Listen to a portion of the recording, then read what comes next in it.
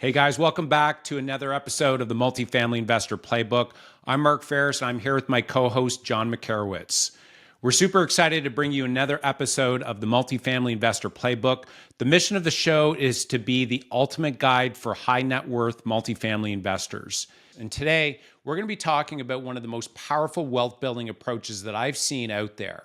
The problem with most real estate investors that I've seen is that they rely on natural appreciation in order for their investment to go up. And we're going to show you an approach today and on something that we're actually doing today to increase the assets that we're buying by millions of dollars without the market even going up by $1. And this strategy that I'm talking about that we're going to be going over today is called the value add strategy. And when you apply it to multifamily investing, it really is something phenomenal. How's it going, John? Oh, it's great, Mark. It's a new year and I'm just excited. It's one of my favorite times of year. We just kind of put our plans together and it's time to execute. And had a little downtime, of course, with the family, but just excited to be here in 2025. It's a new political administration coming in, and it'll just be, let's just say, it'll be interesting. So I'm looking forward to the new year and all that we're going to accomplish. We got big goals, right? So we got a lot of work to do.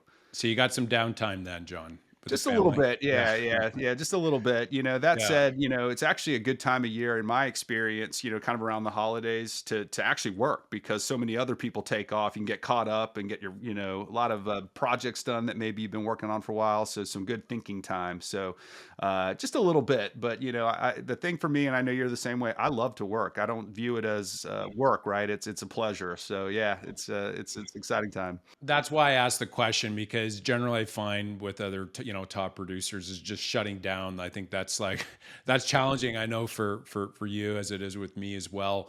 One of the things I love about the end of the year is that it really forces me to slow down and have a little bit of quiet time. And you said it, John, about a minute ago, thinking time. And it really gives you a good opportunity to slow down and just think about, what are the goals for the year and what are some of the lessons learned that happened over that year. And so it was really great. I had a chance to get away a little bit with Joanna and had some really great think time. And so just really excited for the year coming up. The team that we've been able to build, John, and, you've been a real asset on pulling, the team members together and spearheading all of that. But the team is just phenomenal, and we're really excited. I feel that we have all the pieces in place to have a really great year for our clients and for our investors and find some really great assets. So, Yeah, no, 100%. I actually worked with an executive coach years ago and he recommended, time blocking and thinking time, having an hour a day. And so what that looks like for me, Mark, and you and I've talked about it, but the afternoon walk, so I don't take my headphones, I don't listen to anything. It's just getting outside, a little sun, but moving the body. But those times when you're not necessarily consumed with a challenge or a problem, but you just allow your mind to just think, often where my best ideas come from. So yeah, so isn't that the fun? holidays. Isn't that funny though? Like Steve Jobs, I know he had his walk and talks, right? His Yeah, meetings, but it's funny when you're not thinking about the thing, the idea comes to you. And so yeah, walking is one. Sometimes, a lot of times, John, I'll get it in the shower. I'll just be showering, and all of a sudden, I got yeah, this idea. I'm like, oh, there. yeah, I don't know if yeah. you get that as well, right? Oh, At kind of 100%. The random shower times. thoughts. Yeah, Yeah, I'll have my Apple Watch on and I'll like be sending myself text messages so I don't forget it, in the 10 yeah, minutes it takes me to kind of get to a pen and paper.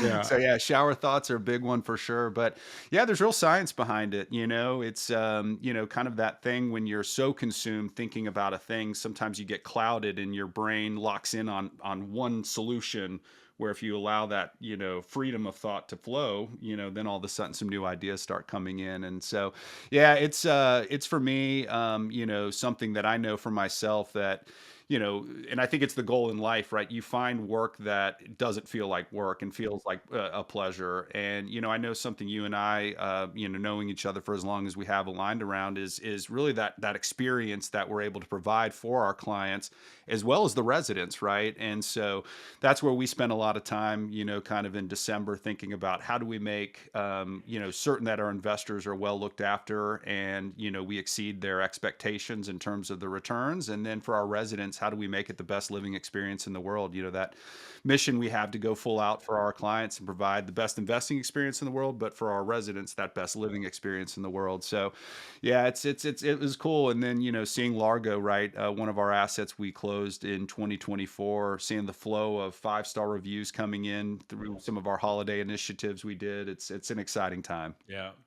Well, John, this is probably a good time before we jump into this value add approach. I'm super excited for this because this is really like the overall thesis or the foundational piece of our investment uh, thesis that we base all of our investments on is this value add approach. But before we jump into that, I think with the new year starting, it'd probably be good, let's maybe we share some of our goals that, for the year. I'd say from when I'm talking from the company standpoint and for our investors, for us, our goal is to it's to accumulate and to find 500 great rental units out there. So when it comes to the multifamily side, that could be 500 units. So it could be a 100 unit apartment buildings. So it's really to help 500 residents out there. So, John, this is probably a really good time to talk a little bit about what our goals are coming up for 2025. So, why don't you kick off with some of the big goals that Faris Capital has for this year coming? Yeah. So whenever we build goals, we always start with the resident in mind. And, we think about how many residents do we want to serve this year? And what we know from, our prior businesses in residential real estate, of course, you still have Ferris team.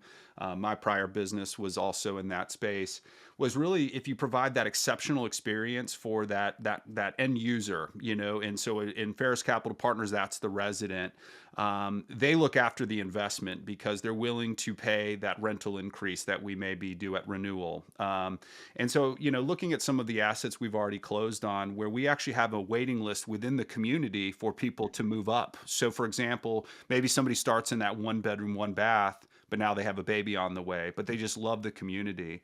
And so we start with the residents in mind. So we know we want to serve 500 additional residents this year. And that could look like, three, 100-ish unit buildings. It could be 5 100 unit buildings. So we always start there first. How many residents? So that's kind of the resident focus. And then within that focus, adding value to their lives through additional amenities, additional services that we offer, which is really, because that's what we're about to dive into. How does that work and how does that add value, to the investor, right? Because the investor is the most important, but we start with the resident because if we do a really good job there, they mind the shop and take care of the investor. So yeah, that value add approach, right? So on our side, it's continuing to refine our execution around that. So Mhm. one of our goals for this year is we're going to bring on a full-time construction manager. We've already identified this person. We're in conversation, but by owning that internally, we can not only move more quickly, we could also reduce cost. This guy is exceptional and he'll get in there and do a lot of the work himself. So it's kind of that sweat equity that we can put into the project. So, execution is top of mind. So one of our big strategies around value add, and we'll get into the details shortly, but is our 28-day transformation. And so we nailed it on Largo. We fell a little short on Charleston on our portfolio there, not in a way that impacted investors, but that's how we think is when we set a goal, we hit it. And if you miss it, it's a miss, no matter if it was 5 days or 2 days. And so really refining that going forward so that residents feel the value very quickly and we start to increase the income and the profit, thereby increasing the investors' equity. So yeah, that's top of mind for me. And then maybe I'll pass it to you and kind of get into the capital side. Yeah, for sure. And so that way that looks is that's 50 million in investors' equity to be able to come in and help that equity really get strong returns. Like for us, it needs to be hit that 20% annual returns and needs to be able to hit the 5 to 6% cash on cash annual returns as well. And so finding these assets, it's extremely rare. It's like 1 in 200. But when we have that, it's a matter of aligning both the right asset. So finding the right asset and then having, the investor equity ready to go to be able to acquire that. And so one of the cool things is when we finally find the deal, because it's so rare, 1 in 200, it becomes such a strong opportunity for our investors, it's like, of course, this makes a lot of sense. So that's why for us, anything borderline that, we wouldn't want to invest in ourselves personally, because we do invest in every deal, both John and myself. Right. It's just, we won't bring it to market because, we do have a relatively short period to be able to, place this equity. And so for us, we got to be full on. Like, this can't just be a little bit better than the other investments out there. It's got to be a lot better than the other Yeah. investments out there. And so that's it. John, John, you said it really well, that our goal and focus really is based around the resident experience. And so helping 500 more residents, if we do that in a really great and we'll say focused approach and way, for us, then we know that our investors are going to be happy at the end of the day. So 500 new residents, we're going to serve 50 million in equity that will be placed within those, within the apartments there. And then of course, it's got to be able to hit the key metrics there That's on right. that end. So kicking off 2025 is going to be a great year. So let's kick this off here, John, and talk a little bit about this value add approach. And this is where all the magic happens. And so, John, I just want to say before we jump in is that when I got my head wrapped around this formula, it changed my approach. I had been investing in single family properties all the way along. We built really, it was a good portfolio. But when I caught on to this formula that we're about to share, this value add approach,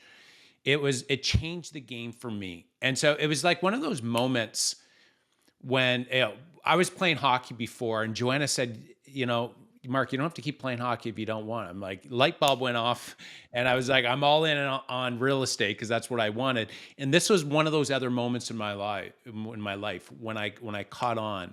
And so I just want to set the kind of the stage when we're jumping into this, is that what we're about to share with you it's a game changer when it comes down to investing, because whenever you're investing, you want to protect the downside, but you want a consistent approach where you're not hoping that the market's going up.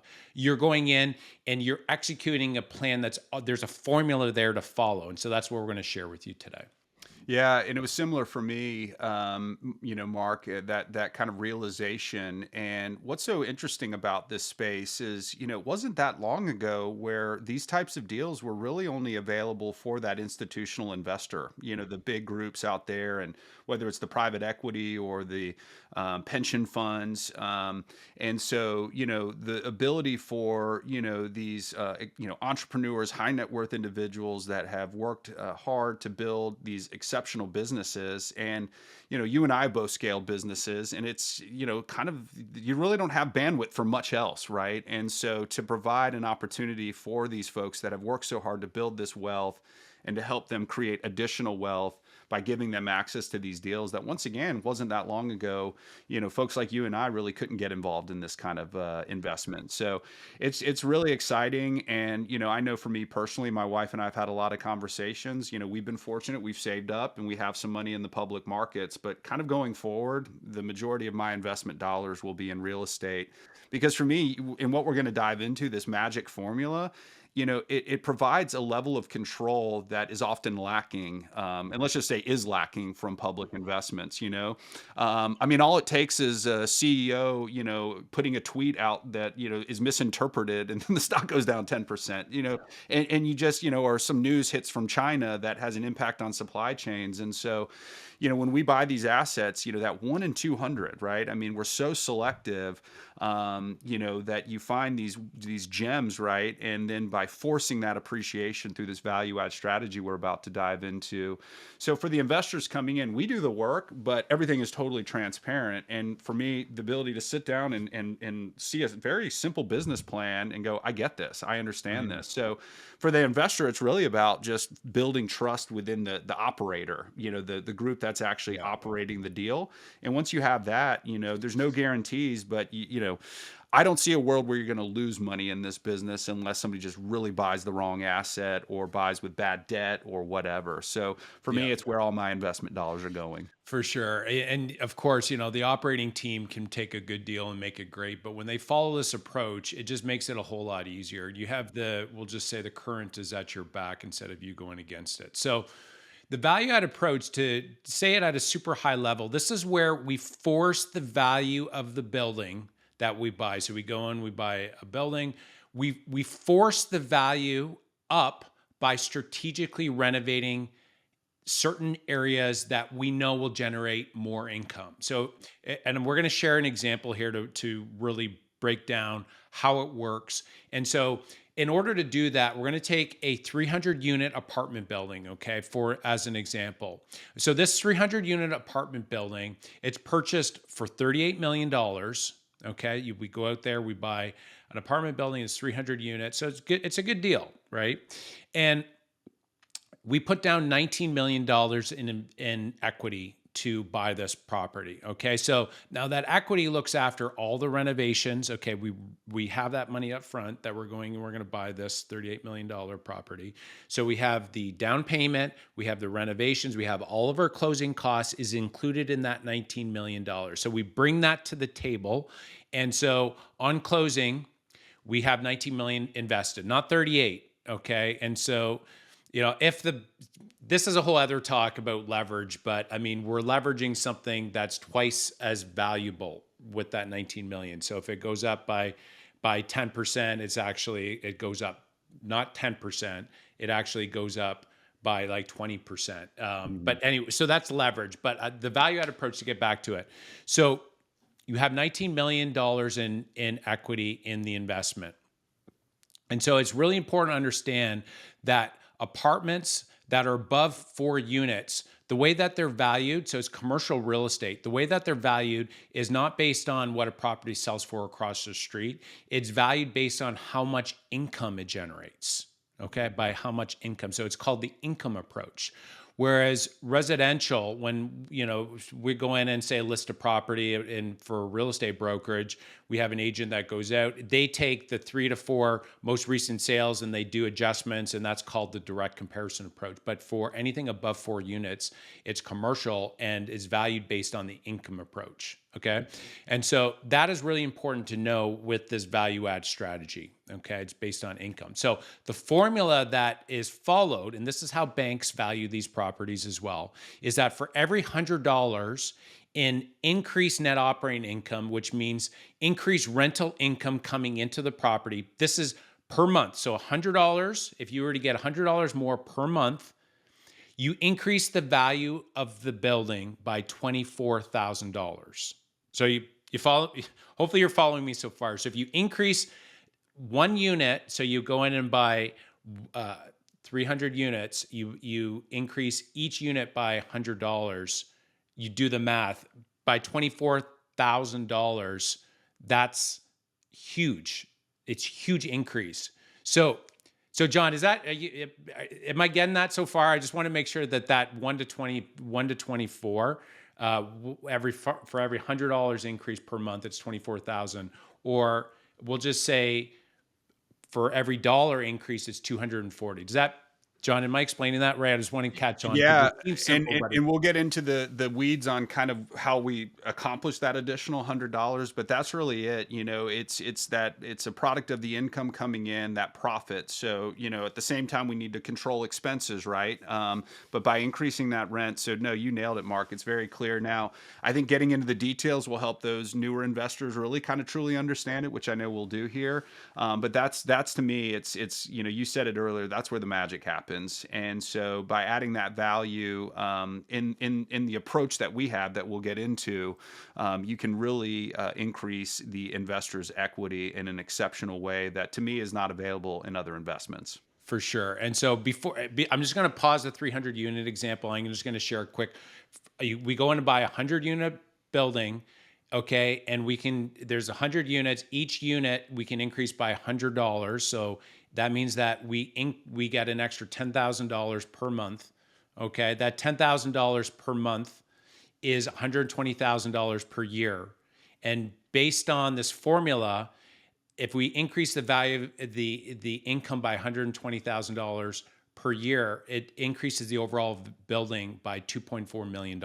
Okay. So that's on a 100 unit at only $100 per unit increase per month. So I'm just going to so hopefully that's another way of explaining it, but I'm going to keep going on with this 300 unit and how we find these opportunities to increase the value. So to start, After researching the comparable apartments around this 300 unit building example that we're giving, we've identified that we can get $150 extra if we go in and renovate the unit. So we know that because we've looked at all the other comparables in the area and we validated that renovated units that are comparable to ours are getting $150 extra. In addition, when we looked at this building to purchase, renovated units are getting $150 more than classic units. So it's validated in multiple different ways, saying that $150 per unit we can get more through doing that we'll say that research ahead of time. Yeah. Yeah, no, it's a critical component, really understanding the market. So we have to look at, what other buildings would a potential resident, be looking at, sort of those comparables, right? So in that context, it's somewhat similar to residential, right? So, someone's going to go look to rent an apartment. They're not going to pay you $300 more if they can go down the street and get a like kind unit for less money. So it's really critical to understand, what are the current comparables, and then looking forward, 2 to 3 years out, like, new these buildings take 2 and 3 years from permit to lease up, and so understanding what supply is coming online, and then going deeper into what is the nature of that supply. So for example, we might see a comparable that looks great, but it's a 60s or 70s construction, and what happening right now in the market is it's called a flight to quality. So not only are the residents but even the investors, are wanting newer, nicer buildings. So it's a part we spend a lot of time on, and actually in part of our due diligence before we even make an offer or decide whether an investment is right for us. We actually personally drive all those rent comparables and walk the units, and put ourselves in the shoes of a resident. And there's been some examples where a rent comp is just so strong we've walked away from the deal because we're like, gosh, we can't compete with that. And there was one that comes to mind in Jacksonville where the amenities were such, and we just didn't have the ability to add those types of amenities. So what looked great on the computer screen, when you actually go walk the property, you're like, oh no, this one's actually going to be a challenge for us to overcome. So we walk away from it. So it's a big part of our process, and it's a critical component to a successful value added investment. 100%. So with this example, this building, we identified that 200 units are classic units of the 300. So, so here's the math. So we go in and we say, okay, we're going to renovate 200 of the 300 units. And so how we do that, we pretty much do 10 units a month, right? And so with that, within a 2 year period, we're going to be able to renovate all the units. And so by doing that, we go in, we renovate over a period of 2 years, and we'll do another talk on how we actually go in and do these renovations while people or while it's occupied, right? It's like that's a big question that we ask. So make sure you keep listening. We're going to do a whole other talk on how we are able to go in, do the renovations, and keep the occupancy at like 95%. And so we're going to do another talk on that. So, but for the sake of this, we go in and we renovate those 200 units. We get $150 extra per unit per month. And that alone increased the value of the building by $7.2 million. Okay. That's just based on the income approach. And so that's where you start to see these massive increases. But John, it doesn't end just with the renovation. There's other opportunities to find ways to increase rents. Yeah, and it's, kind of a phenomenon that we're seeing now for the first time really in history in the United States, and it's similar in Canada.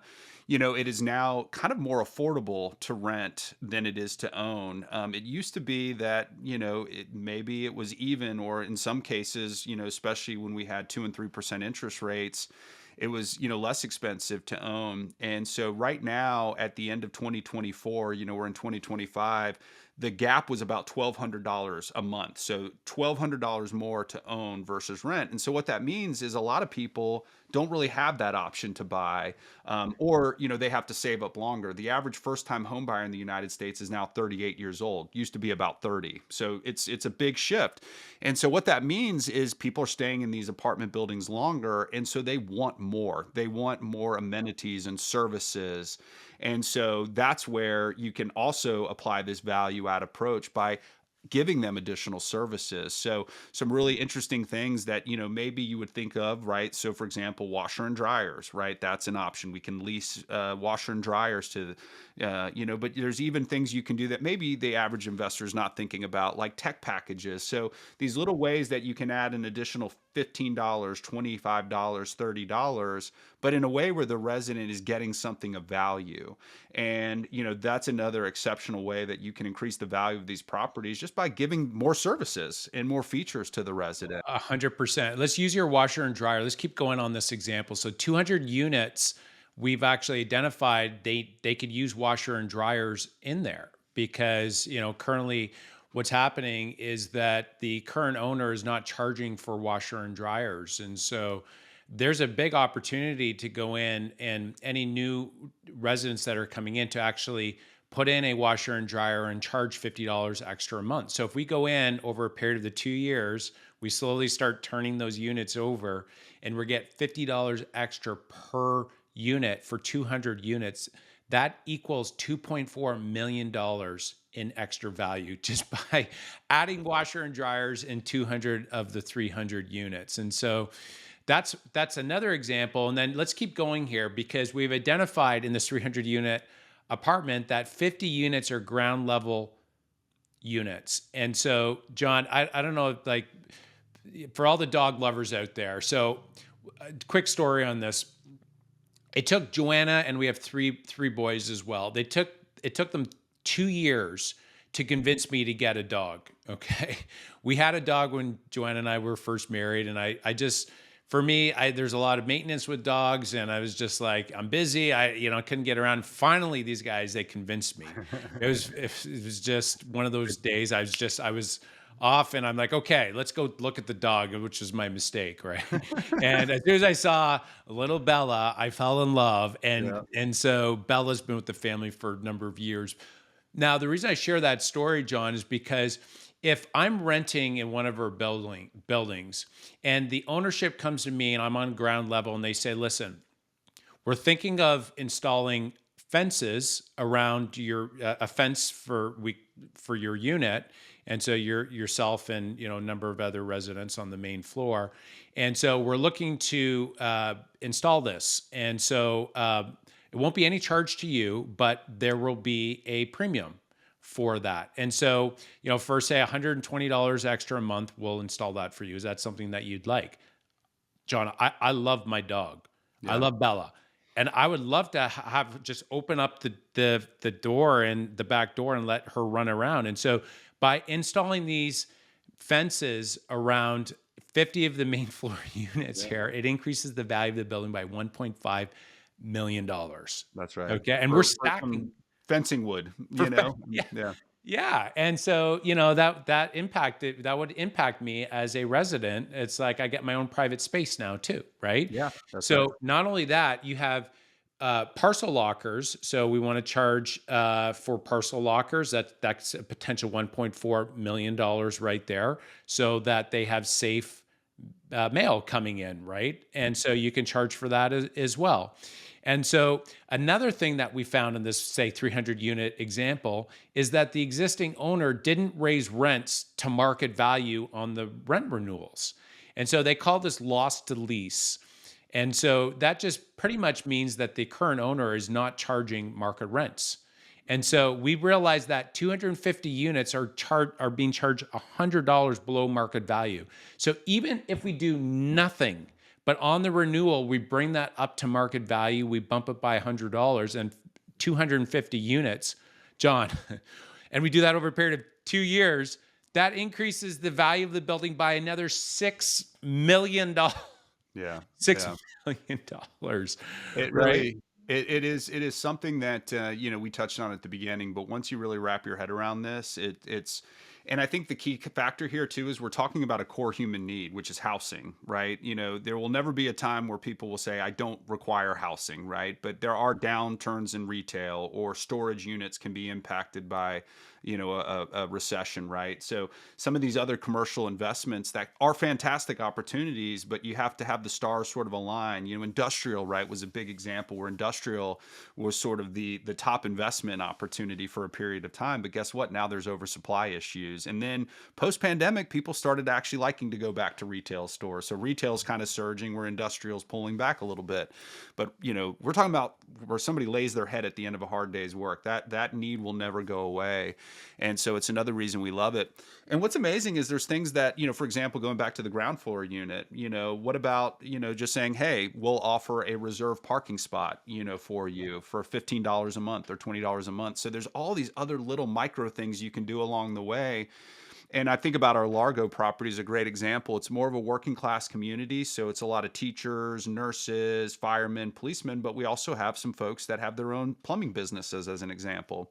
And so, as owners, we don't necessarily want a bunch of, work trucks parked in the parking lot because it just doesn't look great, And so what we did is we found a portion of the parking lot that was tucked away, not really visible from any of the units, and we created a reserve parking for those folks. So it adds value to that resident. They don't have to find some alternative place to keep their work vehicle, but it's also not impacting the other residents. But then we, as operators and owners, are getting additional income from that. So it's really, the opportunities are as far as your imagination can go in a lot of ways, right? And just think, how can we make this resident's life better? And that's usually a great place to Yeah, start. 100%. And this is where for us, it's like, it's kind of like hide and seek a little bit. When we go Yeah. in to look at a new asset, we are thinking creatively. We get the whole team there.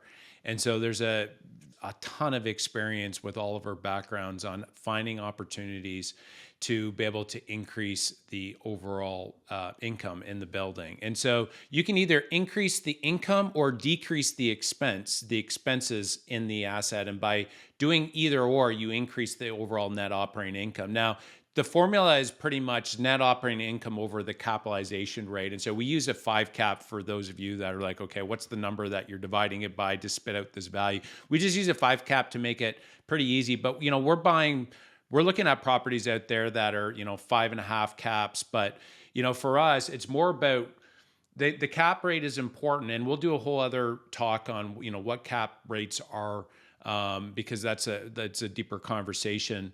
But for us, one of the main things we look at is what's the potential upside, how much lift or how much can we increase the overall income per month or decrease the expenses.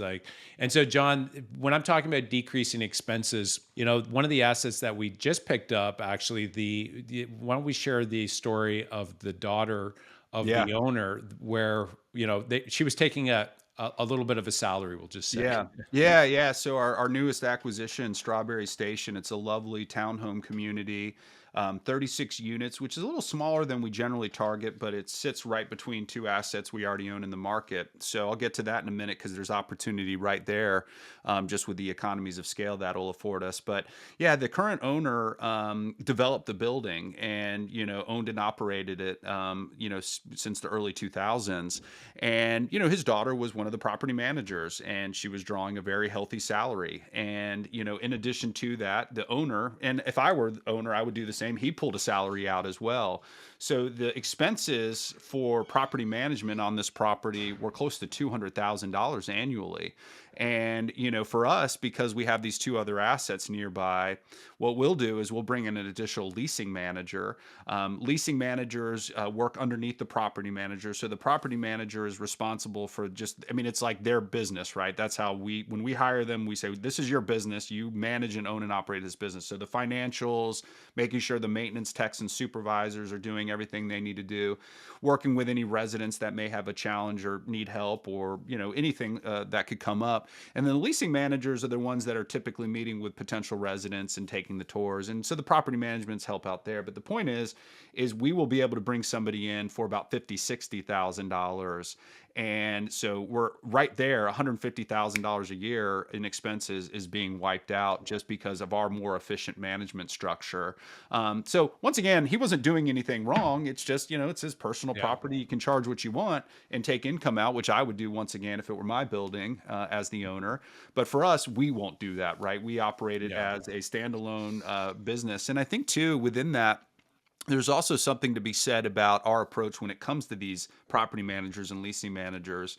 We do work with third-party property management companies, but we don't just rely on whomever they find. We actually go out and we hire these people because Mark, you and I've talked about this numerous times, but not everybody has the same value in terms of the work that they can bring, right? And so you could pay somebody the same amount, but get double the value because they just have that heart for people and they care and they're invested in our vision and they know what we're trying to accomplish with our mission. So having a really great staff there, that in and of itself can increase the value because at our buildings we make sure the leasing center is open 6 days a week.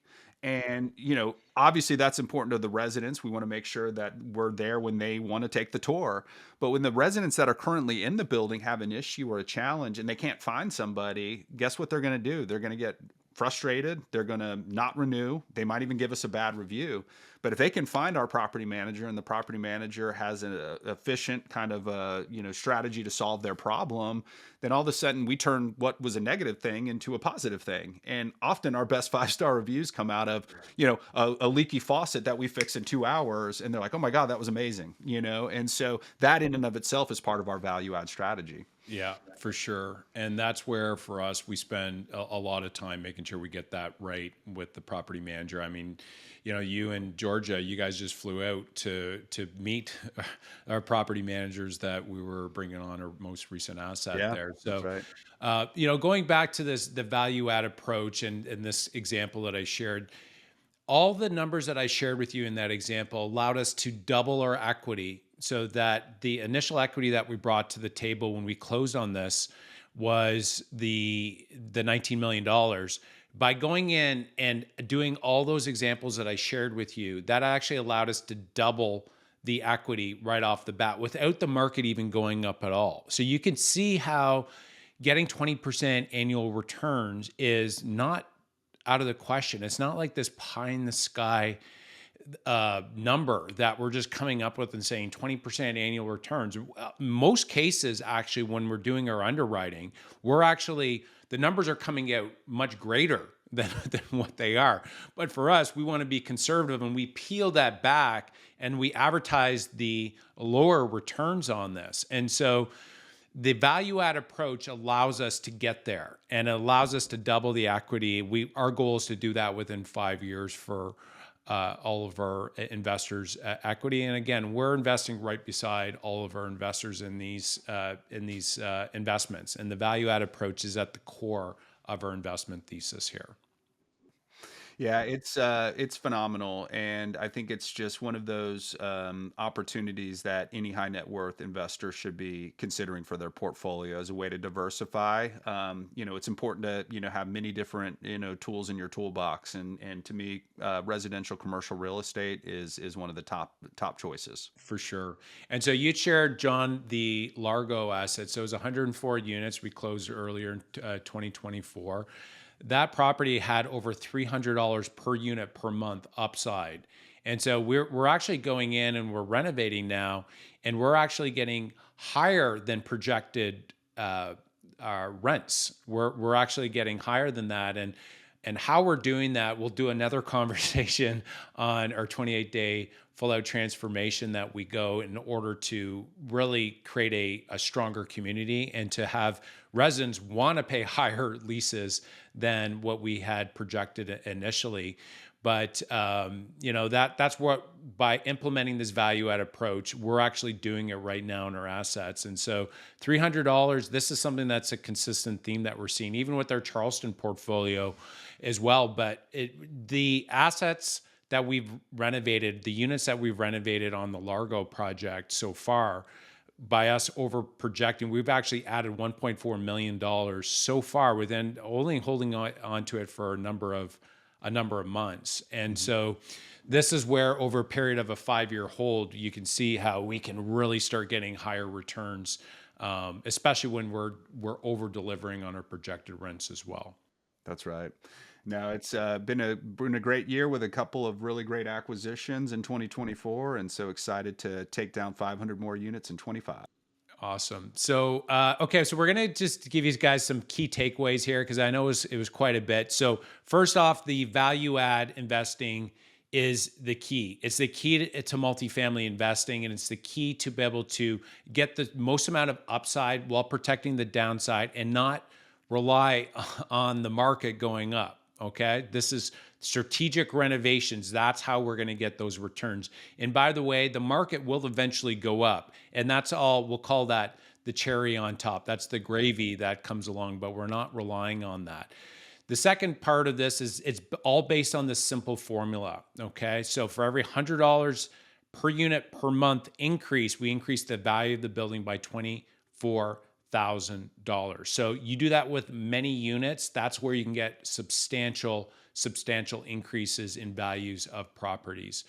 And the third part of it, these are like proven returns. So through strategic renovations, optimizing rents, decreasing expenses, adding amenities, and just being strategic, you can consistently get 20% annual returns by doing a time tested approach to investing. And so I hope this episode was really helpful for you guys. In the next episode, we're going to guide you through the 3 different ways to value real estate. We touched on it a little bit. Moving forward, we're going to jump into this a little bit further moving forward. So thanks again for listening. If you enjoyed the show, please subscribe and share with other high net worth investors that you think would get value from it. And thanks again for tuning in to the Multifamily Investor Playbook. We love and believe in you guys, and keep on dreaming big.